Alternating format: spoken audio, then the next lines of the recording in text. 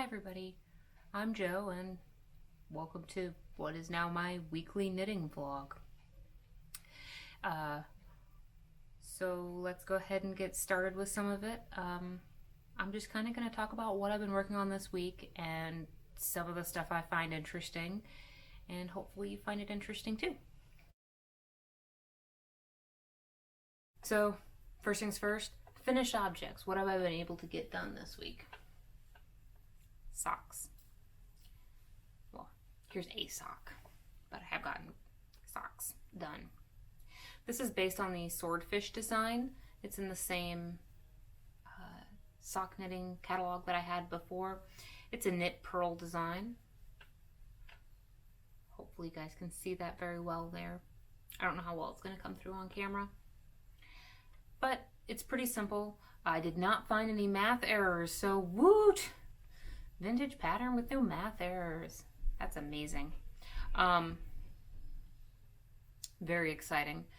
So this is actually a pretty simple sort of pattern. Like I said, it's knit, purl, and as long as you can follow the written direction, there is no chart. So as long as you can follow the written directions, you should be pretty good. The math on this whole thing works out really well. It's done at 9.5 stitches per inch, so be prepared to use small needles and thin yarn. And it is for a man's foot, so you might want to shorten this. I have big feet, so I don't have that much of an issue. Most of the time in socks, it's making them big enough, not them being too big. That is the issue. Just so you know, this is the average length, their regular length, which is 13 inches from the heel all the way up to the cuff. So almost stockings. They're not quite knee highs, but they are very, very close. Be aware of that going in. Obviously, you can make these shorter if you'd like, but if you follow the pattern exactly as is written, this is what you will come out with. And again, I'm going to link all that information down below. It is out of the same book that I used last week. It's just a cool book that had a bunch of knitting patterns in it, and I have a bunch of oddball yarn, and I want to use it up, so that's what we're doing. So the next thing I want to talk to you about, I have been working on that Bryophyta sweater, and I will be doing some more, or excuse me, cardigan, and I'm going to be doing some more filming on that later on today. But just so you can see, it is actually getting done, and it is getting filmed. But now that this has a little bit more length, hopefully you guys can see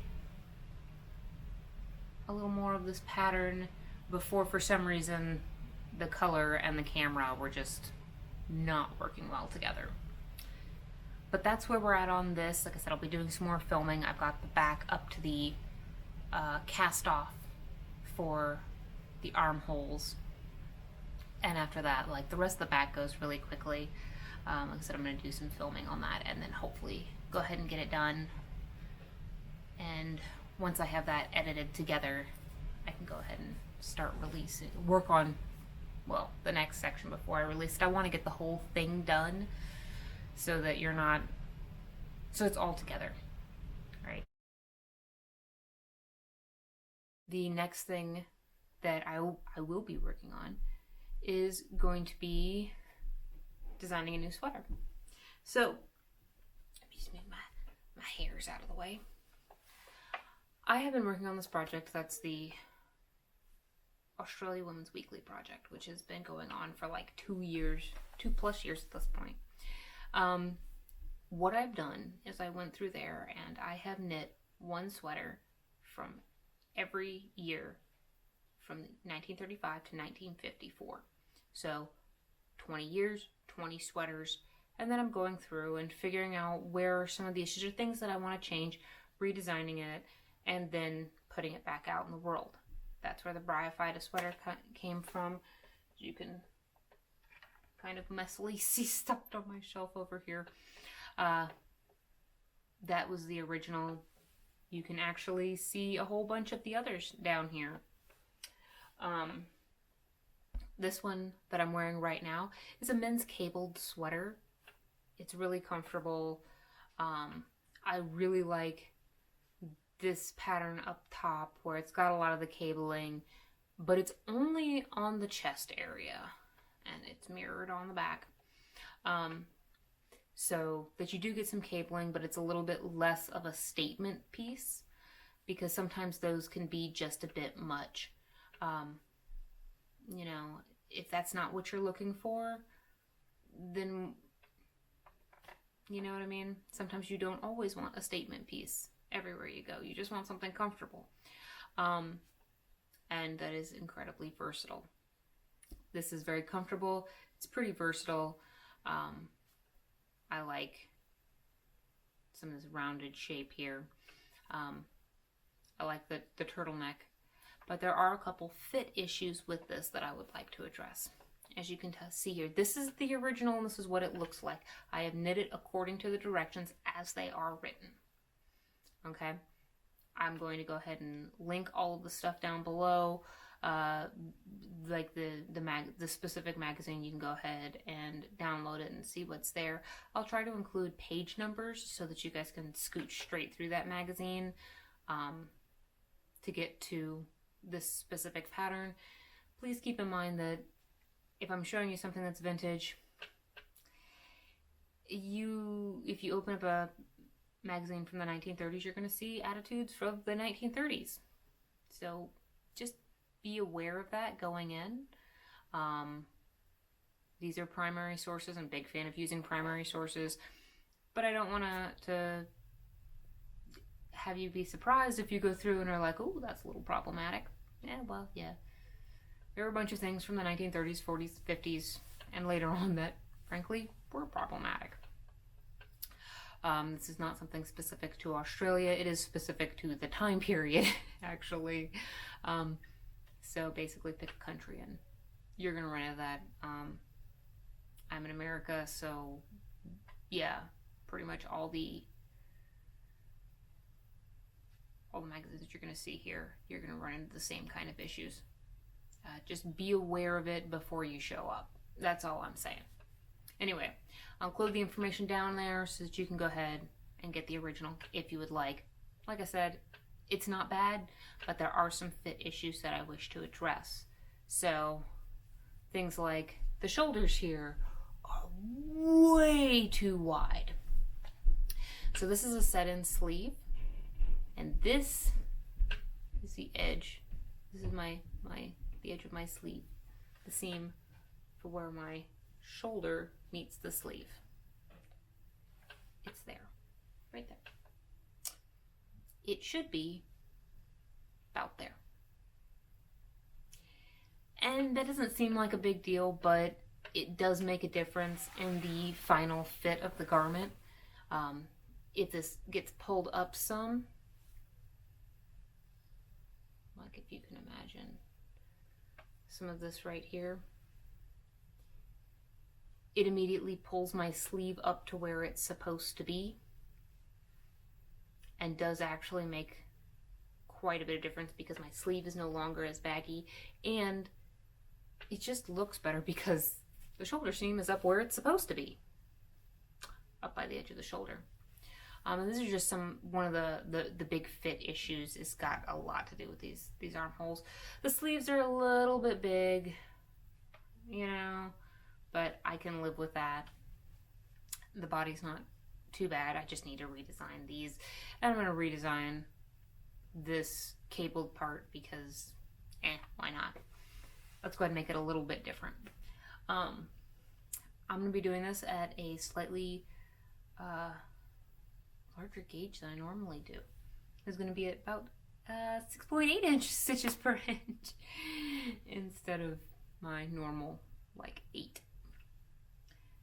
So what I have here, I use a lot of ice yarns, so I'm not sponsored or anything like that. It's just what I use a lot of. This is Leonardo, and that is a 66% merino wool, 34% organic cotton, and it is approximately 190 meters per 50 grams. So if that tells you anything, I went ahead and pulled this because, as you can tell, I have quite a bit of it, and I figured it would be really nice for a cabled sweater. Now, I went ahead and made a couple swatches. I strongly encourage you to always swatch. Do the swatch. Yes, it's annoying. Yes, it's time consuming. I understand that. However, you can learn a whole lot, especially if it's a yarn that you are unfamiliar with. So, like for this, for Leonardo, I don't know if you can hear that, but you can literally, yeah. This has no stretch. None. I mean, it's like my linen. You can kind of see right up here. No stretch. And I was a little bit worried when I initially knit this up because it is a little bit more tightly spun, even though it is single ply. And what I was ending up with were, you can kind of see it on here, lots of little tiny holes. And I was worried that it just wasn't going to work. Was I going to have to double this up? Was I going to do something like that? And, all right, well, the only way to figure this out is go ahead and knit up a swatch and just wash it, block it. Let's see what happens. Right? So I went ahead and did that. And what I found out was that even though this yarn has almost no stretch to it, once you wash and block it, it blooms. So it fills in all of those holes and gaps. And it becomes very delightful and much softer, actually, than when it's in a skein. So it softens right on up. And after doing that, I was like, yes, all right, I can live with this. I can work with it. So I did a little bit of playing around. And this here is the swatch that I came up with. These are going to be interlocked so that, you know, it comes up and out, twists, up and out, and twists. But I thought that was nice and just a little bit different, and there's not going to be a whole lot of it. This is also going to be 22 stitches wide, and it's about 38 rows tall. I might toss some, you know, 2 extra rows in there just to have my centerpiece be a little bit longer, but about 38 rows tall. So I'm not going to get a huge number of those, but I figured that was big enough, bold enough, you're going to be able to see it from a distance, but not so much of a statement piece that it loses its versatility. So I'm going to work with that. I'm going to keep the ribbing. Obviously, I'm going to be moving around what type of ribbing and where it's at for the body and the bottom. And I probably am going to go ahead and do a split hem on this and do a high-low thing because I don't know about you guys, but for some reason my sweaters always want to ride up in the back, and nobody needs to see my underwear. Like, let's not broadcast that. So I'm going to be doing a high-low kind of setup with that. Obviously, that's going to be optional. But do what's comfortable for you. So I've got that one swatched out. I'm going to go ahead and do the math on it. I may work on putting out a video kind of showing how I do the math very quickly. If you would like a much more detailed breakdown on how to do all this math, as you can see from my notes here, Knitting in the Old Way. This book does the percentage system for designing and is absolutely wonderful. This is Designs and Techniques. It's by Priscilla Gibson Roberts and Deborah Robson. I highly recommend. It's fairly easy to follow. The math is not hard and it's really helped me. So I would go ahead and work with that. And just for full disclosure here, the swatch that I'm going to be using was inspired by a pattern out of the Japanese Stitch Bible. So I have some of these Stitch Bibles. This one in particular is really nice. A lot of the patterns here do tend to be fairly intricate. Just want to let you know. But definitely, if you can, swing in your local library and take a look at this, flip through it, see if there's something useful. I'm a big fan of libraries. Go through, see what's there. And then if you wanted to make this like a permanent addition to your knitting catalog, go ahead and do that. But flip through it. But anyway, I was inspired by a piece out of here. And so that's kind of what's been going on this week. That's what I plan to be doing going forward. Is going to be working on the sweater here and getting the Bryophyta cardigan, doing some more filming on that, and maybe making more socks. I don't know. It depends. It depends on how bored I am. So, but I'll let you know next week's. Thanks for stopping in. Thanks if you've made it this far, and have fun, make stuff. See you next week.